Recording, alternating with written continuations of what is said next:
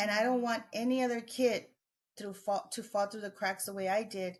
So I'll just see if I can become a teacher. I didn't even believe that I could do it, Um, when you talk about culture and how we're raised, and sometimes we're told we're not smart, things like that.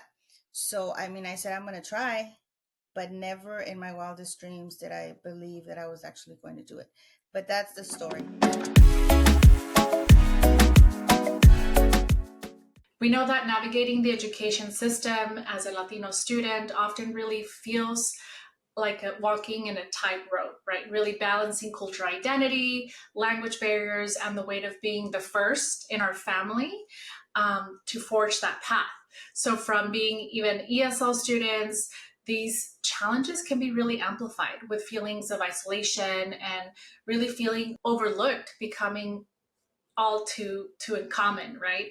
In this episode, we are tackling the systemic barriers that cause so many Latino students to really fall through the cracks, the lasting impacts it has on our community, and how we can really collectively rise. So let's break it down in this episode. Hola, everybody. I'm Cynthia Flores. I am your host. This is a Heal and Manifest podcast. But before we get started, I want to remind you to subscribe to my YouTube channel where you can watch this episode and other episodes that we have, and also engage in the comments. You can listen to all other platforms listed here. And so I am really excited to really introduce our guest today, Dr. Edith Trevino, or Dr. E.T., a powerhouse educator, author, and cultural advocate for the vibrant Texas border region. As an immigrant from Mexico, Dr. E.T.'s journey is defined by resilience, service, and innovation. I'm happy that you're here. From her time serving in the U.S. Army Reserves to co-authoring the death of my Mexican name, and authoring the Amazon Ranked Teaching in Time of COVID, a toolkit for teachers. Dr. E.T. has made her mark in the education and beyond. In 2020, she launched Dr. E.T. and Company, offering dynamic professional learning experiences that really inspire and empower. So join me and Dr. E.T., who will be sharing her powerful story and personal and professional insights on overcoming obstacles and thriving against all odds, especially in the educational system. So Dr. E.T., welcome and thank you for being here. Gracias. Thank you for having me here. I'm very grateful, bien emocionada. And here's Bebita too. Hi, Bebita. Well, Dr. Oh, so adorable. Well, Dr. E.T., so I wanted to just ask you a little bit of your personal story, if you don't mind sharing, like what maybe brought you into doing this work? I know that we all have a story, right? And I'd like to learn more about your story and what brought you into doing this amazing work. Well, I was an immigrant kid from the time I was about 7 years old. I was a grade student starting up middle school, and then in high school, things just went south. And I remember I failed high school, right? I graduated in the summer, and graduation day came by, and I reminded my parents, okay, ya me voy a graduar. It's today at 2 or whatever. And my dad, who's in heaven, looked at me straight in the face and said, yo no voy a esa graduación. I'm not going to that graduation. And I said, ¿por qué no? He says, because that graduation doesn't count. Esa graduación no cuenta. La que contaba era la de mayo. So I went to graduation by myself, right? Nobody went with me. And went and I got my diploma. And then I remember I had a teacher, and she mentioned to me, she said, you're so smart. Like, why don't you use your knowledge for good? And I remember telling her, ma'am, it's already late. Like, yeah, like it's over, right? So then I had to decide, what am I going to do with my life? And I guess my mom always instilled in us that we were immigrants, that this land was not ours, that we were not to ask for anything and this and that. So I remember thinking, maybe I should join the Army. And then if I join the Army, I can pay my dues and move on with it and then just have a career there. I failed high school. So my aha moment, my epiphany moment was I was in the Army. And it was basic training, and we were getting up at 3 a.m, and we would go running, marching. And when we would go through a certain neighborhood, the drill sergeants would ask us to be super loud. I mean, we had to shout super loud. And then once we got into another neighborhood, the drill sergeant said, "You better not make a sound. Okay, we better not hear a peep out of you." And I remember thinking, well, how are we not going to make a sound with these big old boots, right? So that's fine. That was like all the time. So we get back to the barracks. I remember one day, and then I asked my roommate. She was from one of my army people. She was from California. I don't remember her name, but I know she was from California. And I asked her, "Hey, why is it that when we're in one part of the base, we have to be super loud, and when we're in the other part of the base, we have to be super quiet?" And she said, "Oh, because the area where we have to be super quiet, those are officers. And the area where we have to be super loud, those are enlisted people." And I said, "Well, what's the difference?" She said, "You and me are enlisted. You know, we're soldiers. We just have a high school education. The other people where we have to be quiet, those are officers. And those are people with educations."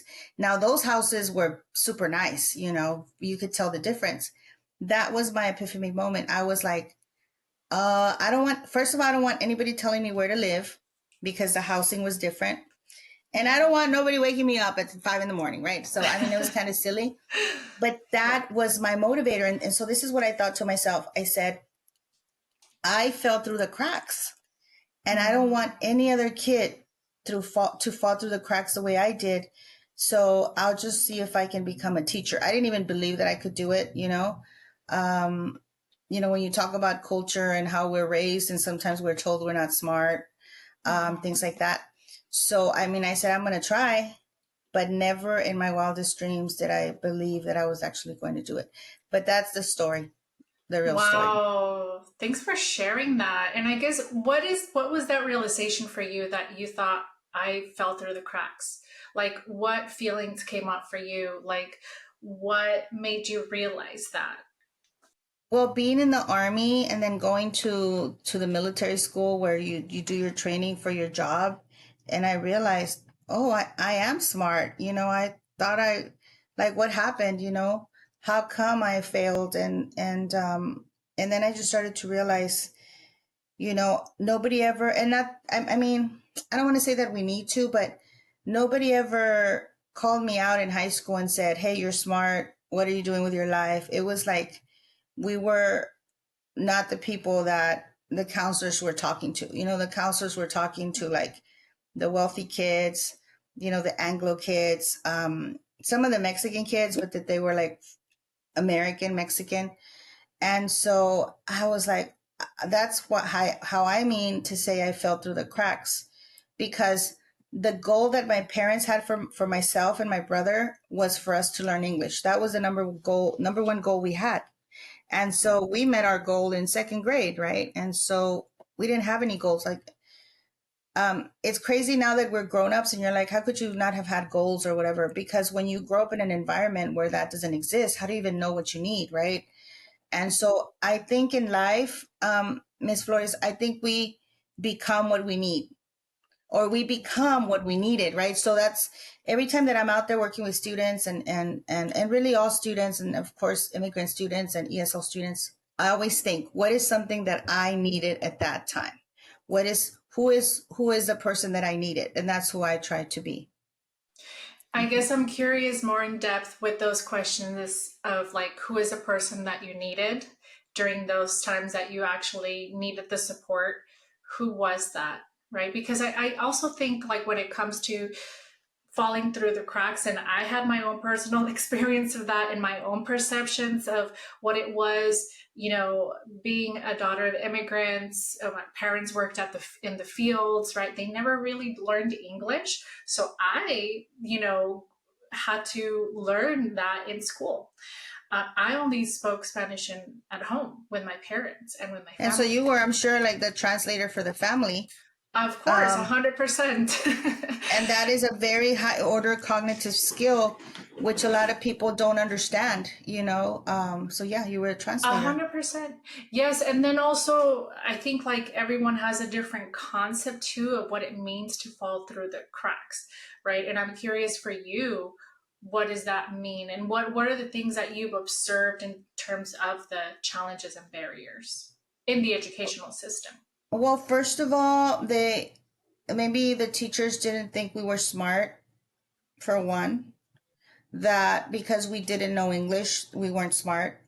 People don't understand that knowledge transfers into any language. I might not speak German, but I can go to Germany and figure stuff out, you know?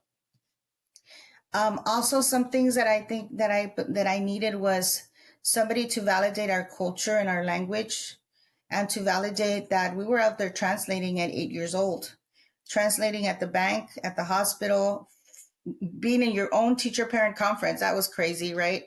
Um, all of those things are huge assets that nobody saw as assets. And so here, when I travel to different places in Texas, it breaks my heart to see that there are many kids ashamed of their language, ashamed of their culture, ashamed of looking Mexican because of the cultural trauma, right? And so my goal is to go in there and break all that apart and say, no, no, no, you are amazing. You are smart. Do you translate for your parents? Yeah. There's people that get paid tons of money as adults to do that, you know, and for them to recognize their own power, for them to recognize the wealth of knowledge that they have. I think that's how I fell through the cracks. It was like, and when I say that to kids, you should see them. They'll be standing next to each other. And when I say all these things to them, like, do you realize you're so smart? And because you're bilingual, your brain, and they look at each other like you're telling them this secret that nobody knows, you know, and they're just like in shock. And it's like, what? You bring up a great point, when it comes to navigating the language barriers, right? But embracing the cultural identity, because I mean, I could only imagine how it was in Texas when during the times that you were in the education system. But like Texas, like states like Texas, even California, like these are all things that, or even other states that are not border states, there's still a lot of stigma. I think there's a lot of racism, a lot of discrimination. And what do people have to do to survive is to, get perfect in the English language, which I think personally, I'm still struggling with that, right? Or just maybe assimilate, right? The process of assimilation, the process of acculturation, of maybe letting go certain parts of your culture, of your traditions, to fully assimilate to the other culture. And that is, we know that that is a survival mechanism because of the racism, the discrimination, right? What are your thoughts or your experiences on that? It's so funny because as you're talking, my brain is racing and finishing your sentences. Okay. So, first of all, the assimilation is true. Okay. We have to assimilate. I have to be this way. I have to act this way. I have to say that I am not bilingual, that I don't speak Spanish, or I'm too Mexican. And absolutely not. You know, our culture is who we are. Now, when you talk about racism, I believe there's a lot of like systemic racism where, and I've met with teachers. I just met with some teachers from a district 2 weeks ago, and they shared how they walked in. And actually, one of them was Hispanic, and the other one was African American. And they walked into this fancy district, you know, to attend my session, and they were told, "Oh, the custodian session is that way." And they were like, "No, we're teachers, you know." And not that being a custodian is there's anything bad with it, because my family, we're custodians. We have a custodial company, and I've cleaned so many toilets that I can't, you know, count. But that's, they see us a certain way, right?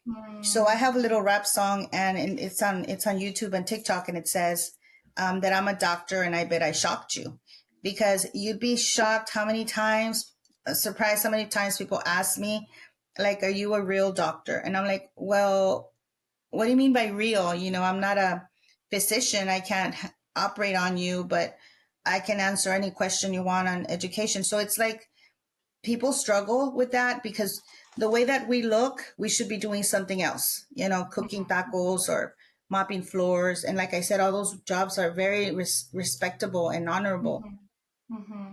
but nobody can believe that we would do something more, right? So I feel that that historical trauma that's happened, especially in California and Texas, where back in the day, if you were caught speaking Spanish, you would get paddled, you would get suspended, you would get hit with a ruler. I mean, and Wow. teachers will share with me so many stories that even happened like in the 60s. And so Yeah. because of that trauma, what happened is that when they had their kids, they were like, I don't want my kids to go through that trauma. So we're just not going to speak any Yeah. Spanish.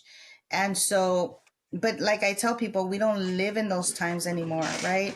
Hmm. Own your language. It doesn't have to be perfect. No one says Hmm. my Spanish is not perfect and my English is not perfect. Hmm. It's language, and language grows, right? And Yeah. grows and changes. So yeah, I think when everything that you're saying is just like touching in my soul, like Of course. Yeah. And you know what? As you were speaking, when you were talking about even like the systemic issues, the systemic historical trauma, right, that we've experienced as a Latino community. I think a lot about my personal history, the history of my siblings, right? I do have two older two older brothers and then two older sisters, and then it's me. I'm the youngest one. Of course, it's like my two older brothers, there's like generational gap, right? Maybe like 10 years or 7 years. So I just remember when, as you were speaking, my brother, one of um my brother's experience, even like navigating elementary school or even middle school. My mom even was telling me once, I was so shocked. And I was like, oh, I had to go many times to advocate for him because he was getting hit, by a teacher. And they were calling him like wetbag, like mojado, and like all of these names. Of course, he's a little bit darker in complexion than me. And I think like the not only that, but I think that there was a lot of discrimination, and this is where a lot of children do fall through the cracks, because not to say that every teacher or situation is in this way, but I know I've internalized a lot of limiting beliefs and my traumas in my education system, in the educational system, through believing certain things that maybe some teachers said, whether consciously or unconsciously, um, that were hurtful or that they did. And I was like, wow, why would I internalize that now? Right. So I've had to do a lot of that inner work to really remind myself that I am smart, that I am enough, that I belong in these spaces. And even through my own educational system, my educational career, I had to do a lot of unlearning when it came to that. But like I said, everyone's experience is very unique and it's very different. And when I think about falling through the cracks, I not only think about the educational system, like the systemic layers, I also think about the how parents play a big role in this, right? Because I do think that parents, of course, when they're immigrants, sometimes they don't the language barriers, right? The understanding the educational system to support and advocate for their children, that's falling through the cracks. If they don't have that information, if they don't have that knowledge, oftentimes trauma, right? The overworking, the working, that they don't even have time to go to these meetings to advocate, to know what is it that's going on with my child that I need to support him, because he's either dropped out or failing. So what do you think about these things when it comes well, to parental it's like involvement? the lack of social capital that immigrant and minority families don't have. So they don't know that there's a program for this and there's a program for that, and they don't know, right? Unless Mm-hmm. somebody goes above and beyond to let them know that these systems are in place, right? Mm-hmm. um so I that is why I do the work that I do. And even if it's with parents, with students, and empowering and educating teachers, as Mm-hmm. far as what our students bring to the table, not to mention the trauma that they bring from their own lived experiences, which are traumas that most people can't even imagine. Mm-hmm. um, Another thing when it comes to advocating that I've been discovering in my 100 years of being on this planet is that most immigrants, right, or even child of immigrants, are raised in a way that you don't ask for anything. You keep your head down. If it's wrong, too bad. If they made a mistake, and I look back at my Army name tag, it's misspelled. It says Espinoza. It was missing an A. But I was so terrified because I was like, at least I made it in. I don't need them to kick me out. The last thing I'm going to do is complain about a little name badge. It's not a big deal. Nobody died. But in reality, hey, this is wrong. I need a new one. And I have activities that I do with students, even with adults, where they're placed in a situation where they can choose or ask or they can advocate, and they won't do it. And when we ask them in the sessions, well, why didn't you ask for it? They're like, because you told us we couldn't. And I'm like, yeah, but you could have asked her, or maybe I don't know the rules, or maybe I didn't get the memo. But they're very like obedient, right? No, we can't. And they put their head down, right? And then other cultures are like, hey, you forgot to give me, the document or whatever. So to me, with my kids, especially because of my experience, is I would tell my kids, and now they're grown except for one, is you have to be twice as good, 3 times as good at what you do, just to be equal to somebody else. Okay. So don't just be, oh yeah, I'm going to be good. No, no, no. You got to be twice as good. And that's really the way it is, because, it's just different. And unless you experience it for yourself, like other people, they have no idea, unless you're there and you in it and you see it, and you saw the struggle of your parents, and the things that you had to go through. And sometimes, we felt like we were weirdos because we didn't look like everybody else. And then we were translating, and, oh, how can your parents not speak English and they don't know anything? And all of these things, right? And having to be able to navigate all of those different spaces. So to me, it's like how to break those cycles, break all of those cycles, teaching kids to advocate. It's not disrespectful to raise your hand and say, excuse me, that's wrong up there. It's wrong.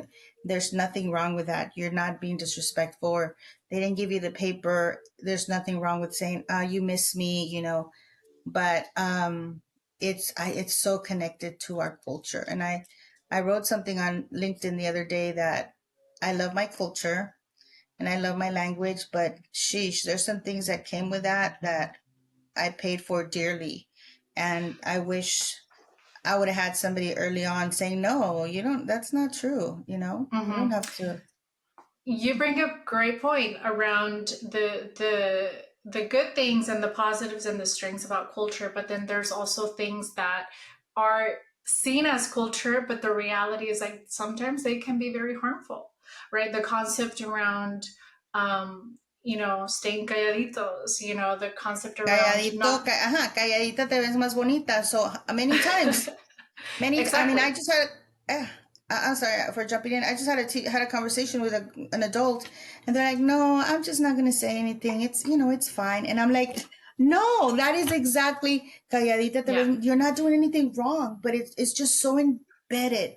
It's so ingrained and embedded, and oftentimes these are things that parents do. They have that ingrained because it was taught to them. So it's a belief, right? And I think this is what I tell my clients, or this community, is like these are all limiting beliefs, inherited beliefs through our culture, through our parents, the intergenerational aspects, and we take them with us, right? The concept around fear versus respect, right? Respecting authority figures. That's also a big one.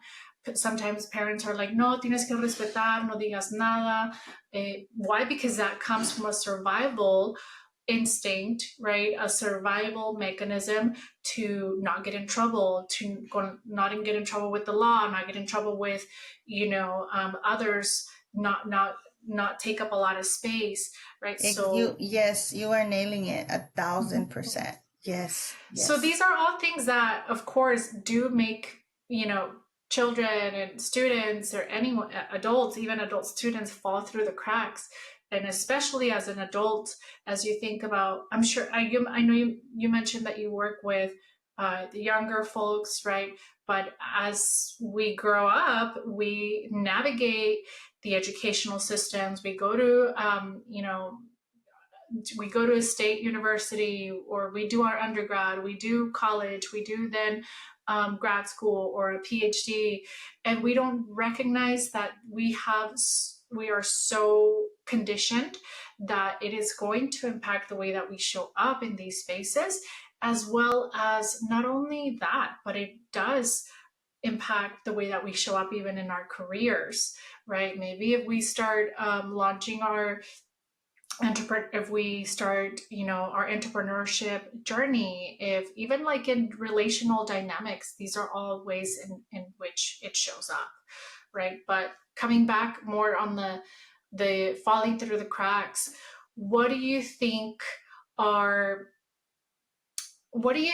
some of the ways that we, as maybe even parents, like, parents who are listening, who can support? So there's the parent side, and then also the educator side, right? The teachers, the people that work in these schools, right? The advisors. What do you think needs to happen there? Well, I do a lot of works.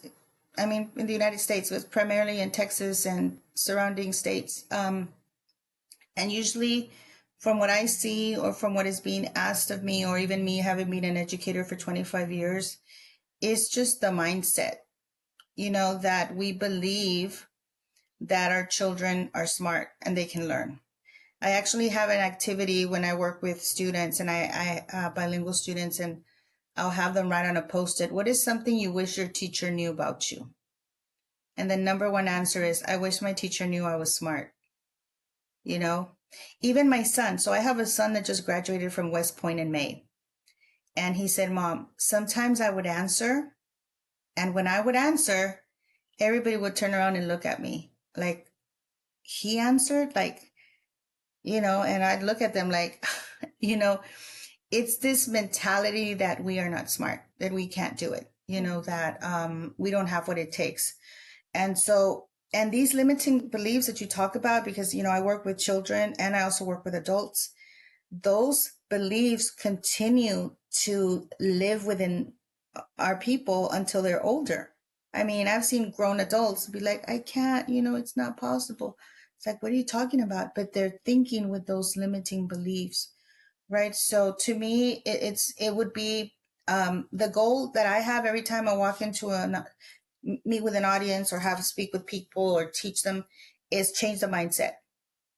Change the mindset, change the heart, having them realize that, oh yeah, they are smart, and then that changes everything. It's just a matter of and that's why I think people like you and like myself, we have to go out there, and we have to represent, because representation matters.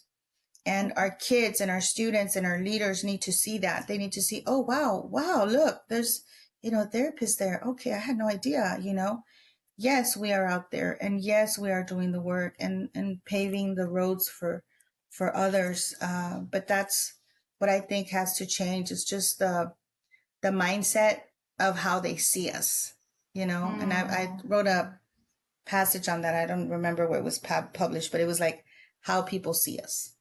That has to change, how they see us. And when you say the mindset is, how do you think that works, right? Because of course there's only so much that we can do when it comes to controlling, or like the other people's concept about us, right? But does that entail making like systemic changes, like policy changes? Like, what do you think that needs to happen there? Well, for me, the way that I do this, and I want to say that I do change mindsets, is just being very vulnerable and explaining to them who I am, what I do, how I started, how my journey was as an immigrant kid. And then I'll have activities where they themselves are put in these situations where they have to think deeper, like, oh, wow, I never even thought of that. I never even thought that, this and that, right? And then from there, we built this knowledge to the point that I've been in sessions where I'll have a line of people waiting, and a few of them will say, I want to say sorry. Like, I have not been a very kind person to my students, or I ignore them. I keep them to the corner. Because my mentality of what I thought I knew, right? And then you add politics to that, so it's just this mix, right? So I believe there's a special way to, because you're right, like you can't just tell people, oh this and oh that, they're like, I've heard it 1,000 times, but give me something that I can feel, and give me an experience that I can understand, and a moment that's going to mean something to me, and they will be transformed. And of course sometimes you have somebody that is not, but my experience has always been, people apologizing, or asking questions. Well, what about this? Oh, I was doing it wrong. I was way off. But it. I guess my philosophy is you gotta meet people at the heart. You gotta meet people, even if they're against you, even if they're against everything that you're teaching, that you believe in. If we can be at the heart level as human beings, and then from there start to dissect they are transformed. And if not transformed 1,000%, now they're going to think twice, before making that comment, or before having that misconception. um for example, I have a friend that does the work that I do, and he was sharing with me that, well, he didn't say not to share it, but I'm not going to say names, so that's fine. He was sharing with me that there was a teacher that asked him, why do Hispanic parents celebrate if young girls get pregnant? Why do they do that? Why would they have baby showers? And I was like, what? And so you see, that's a huge misconception, right? So these teachers here, I said, all I can tell you is that I promise you that when that 15-year-old told her parents that she was pregnant, that they beat her like there's no tomorrow, probably kicked her out. And maybe there's time that passed, and so they mended the relationship. What are we going to do? I mean, it already happened. And if they're having a baby shower and she's 15, 14, it's because they don't have everything they need for that baby, right? So it's not a celebration like, oh, I want to be 14 and be pregnant, right? And I was like, that is a huge misconception. But you see how until we get in there and we have those conversations, like really, do you believe that there is a parent on this planet that wants that for their child, unless they live in a society where it's allowed and it's part of their culture, right? No, a parent's going to be worried, for 1,000 reasons. But, and so, and instead of me getting upset, I was like, well, it's very vulnerable for her to say that, but it's also good because it helps us understand how people see us. Again, it goes back to how people see us, these misconceptions. And it's just a way of being very kind and explaining, no, like, I promise you that's not the situation, but this is probably what happened. And then they're like, oh, I had no idea, right? So it's just, every experience is different with empowering teachers and parents.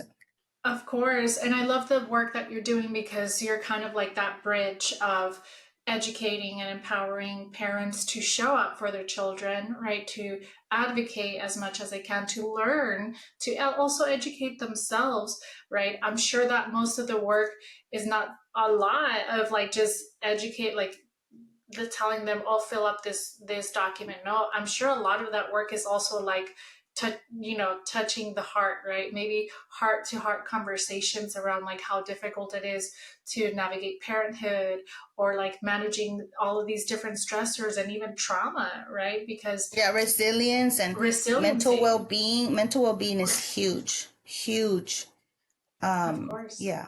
Mm-hmm. Of course, and also being that bridge for these teachers to understand the different cultural aspects that play a role, like making it like a culturally informed approach and how they approach their students, right? The parents, and understanding, because I think like where this misconception can really turn into biases, can turn into a discrimination, can turn into all of these things. A lot of it, I do have to say that, giving people the benefit of the doubt that sometimes people do not have that intention, but because they don't know and they're not aware of it, they cause harm, right? Intent versus harm, there's a difference there.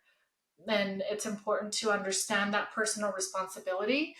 You know, if if students say are working with, sorry, if teachers are working with students, then that are completely different background, different experience, then it's their responsibility to also learn, right?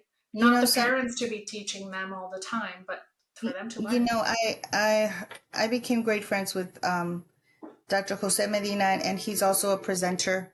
And he said, I remember the first time I heard him speak, he said, if you see something that's happening that is oppressive, right? And you see it and you turn the other way or you act like you don't see it, then you also become the oppressor. And I remember hearing that maybe like 10 years ago in Houston. I had Mm-hmm. never met him before. And I left that place thinking, am I doing enough? Okay. Mm-hmm. And so sometimes I have to look at it and I have to say, okay, that is totally wrong what's happening. So I need to, with dignity, with respect, figure out a way to have that discussion, you know, um, because our kids are also watching. Again, we have all been raised and taught to, yeah, it's wrong. It's wrong what happened to you, but you know, that's how it is. Mm-hmm. Right. Mm-hmm. Yeah. So being Yeah. able to navigate those areas, right, with Mm-hmm. courage. Of course, of course. I guess what would you say to someone who maybe is currently feeling like they're falling through the cracks? And like I said, this is a very unique experience for everyone. It could be they're struggling academically. It could be maybe their parents are not showing up in ways that they need to. It could be maybe teachers or educators or in the educational system. There's like the systemic barriers and the systemic issues. What would you say to someone who is currently Well, I there? say that allow your struggle to be your power. When Mm. I meet people that have no struggle, it's like they're boring to me. It's like, oh, they've lived a fancy, perfect life, you know? Where is the struggle? Where is the pain, right? Mm.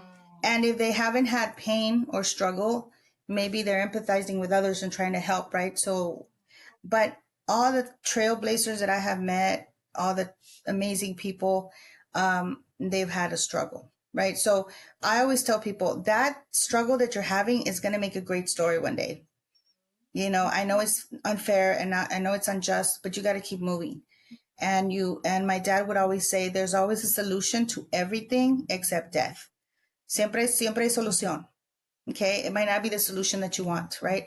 So I look back at my life and I think, wow, failing high school was the best thing that could have happened to me. Because to be honest with you, my whole goal was graduate high school and go sell used cars with my dad. Okay. And then I remember I went and I picked up a packet to be a secretary, which there's nothing wrong with any of those jobs, right? But that was, that was I was like, okay, that's fine, right? I know a lot about cars. But actually failing high school really woke me up and I said I have two choices. Okay, because I also have a traumatic story for another day, but we have two choices. One choice is to be bitter and the other choice is to be better. And when bad things happen to me, bad things happen to people, I tell them, experiences are never wasted. And I've had people call me, oh, my daughter failed high school. Can you go talk to them? They think it's the end of the world. I'm like, no, that's an amazing story. So because of that, I became a doctor, you know? If you would have told me that when I was in high school, you're gonna become a doctor, I probably would have slapped you and said, stop playing games, you know? No way, there's no way. So to all of you that are struggling, that own your power and be proud of who you are. You know, if you want to have your hair sticking like that, or you want to have 1,000 jewelry necklace or whatever, you just be yourself and own it. Do not assimilate uh, to a world that is not you, because there's nothing worse. And I've tried it. Okay, I've tried it. Like trying to be somebody else. It's not fun. It's excruciating. So one of the gifts you can give yourself is be yourself, speaking your power, advocate for yourself, because no one's going to come and save you. No one's going to come and say, hey, once in a while you have few people that'll do that, but you have to be your own advocate in everything, in your personal life, in your family, in your work life. and just remember, wow, this is one of my worst times. But I promise you, 10 years later, 20 years later, you'll be telling that story. And it's pretty amazing when you share those stories. It definitely is.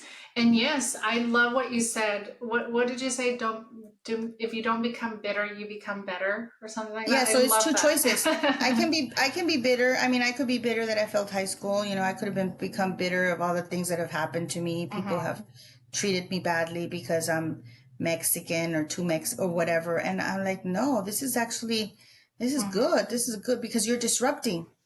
Mm-hmm. Yeah, you want to be disrupting the space, Mm-hmm. and you have to um nobody's advocating for us out there, nobody's Yeah. pushing for us, so we have to do it. If A especially 100%. when we're in a place of privilege, we have to do it. I agree. And Dr. T, where can people find you, can work with you? Well, if they search Dr. Et on the border, that's my hashtag for all my social media. And then my website is Dr. Et and Company.